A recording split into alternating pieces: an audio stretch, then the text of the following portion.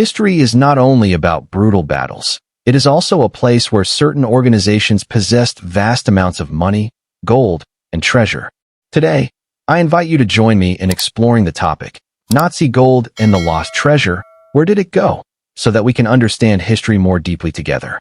Imagine this scenario. An empire crumbles in a matter of weeks, but before its final collapse, it transforms Europe into an immense treasure trove.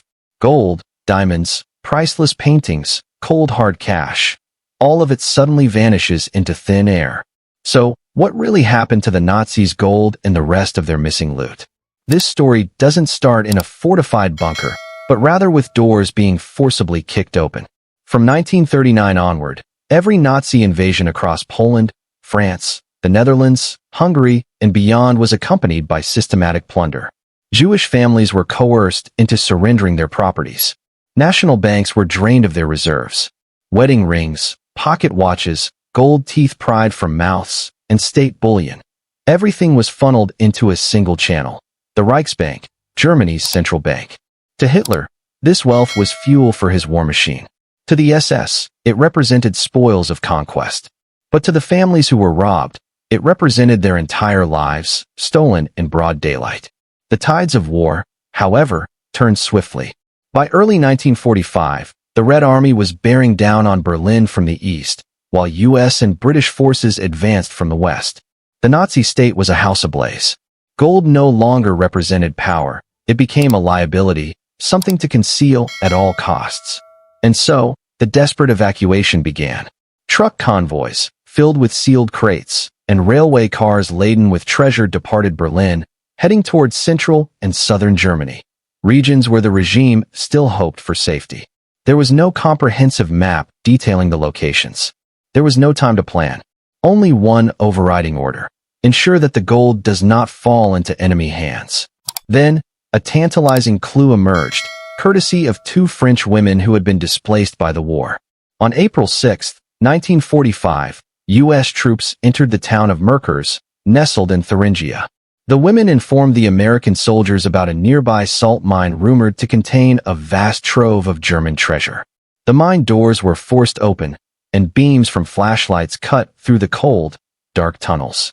Inside, the Americans discovered a scene that seemed almost surreal.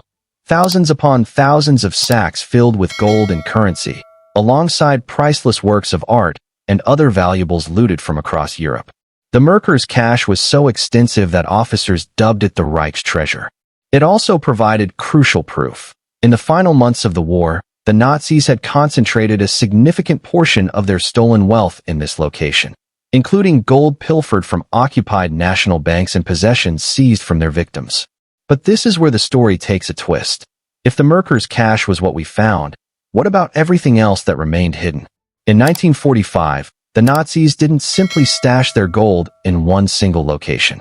They divided it, scattered it across numerous sites, and transported it along multiple escape routes. Amidst the chaos, some convoys vanished without a trace into dense forests, treacherous mountains, and across contested borders. Records were deliberately burned. Witnesses either perished or remained silent out of fear. These gaps in history became fertile ground for legends to sprout. One of the most enduring of these legends is the story of the Hungarian gold train. In late 1944 and early 1945, Hungary's pro-Nazi authorities loaded Jewish valuables, all of which had been looted, onto 46 rail cars destined for the West. U.S. forces intercepted and seized the train in Austria in May 1945. However, a large portion of the stolen property never made its way back to its rightful owners, and significant amounts were either lost or mishandled amid the post-war confusion. So, some of the missing treasure wasn't buried underground. Instead, it dissolved into the disorder of the aftermath, split up among various parties, sold on the black market, stolen outright, or stored away without any clear record of ownership. Another route, though less sensational, was equally significant: Switzerland. Throughout the war, the Reichsbank used neutral channels to sell gold in exchange for foreign currency and essential supplies, with Swiss banks acting as the primary intermediary. Much of this gold originated from occupied countries or was extracted through coercion. After 1945, the extent of Nazi gold that passed through Switzerland, and how much remained within its vaults, became a moral and political controversy that spanned decades. To facilitate restitution, the Allies established the Tripartite Gold Commission, tasked with distributing recovered bullion back to the nations that had been looted. Tons of gold were successfully returned. Yet, some portions proved impossible to trace, either because the documentation had been destroyed or because the gold had been melted down and recast into new bars. So, where did the Nazi gold ultimately end up? A considerable amount was recovered from caches like the one in Merkers. Another portion was seized along retreat routes, like the gold train, only to be scattered during the tumultuous post-war period. Yet another portion moved through neutral banking systems, becoming subject to lengthy negotiations and reparations agreements. And a smaller, more haunting remainder may very well have been buried hastily in some forgotten location, lost beyond the possibility of recovery.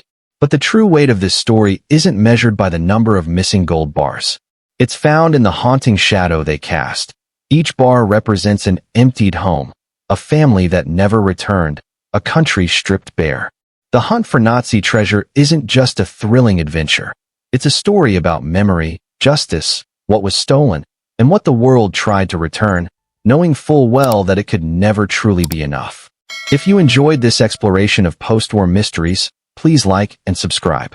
Your support allows me to continue presenting history not as dry accounting, but as a testament to lived human loss and its lasting consequences. But there's one more thread to unravel. What happened to the artworks that the Nazis stole? And why, even today, are some of these paintings still being sought by their rightful owners? Feel free to share your opinions in the comments below.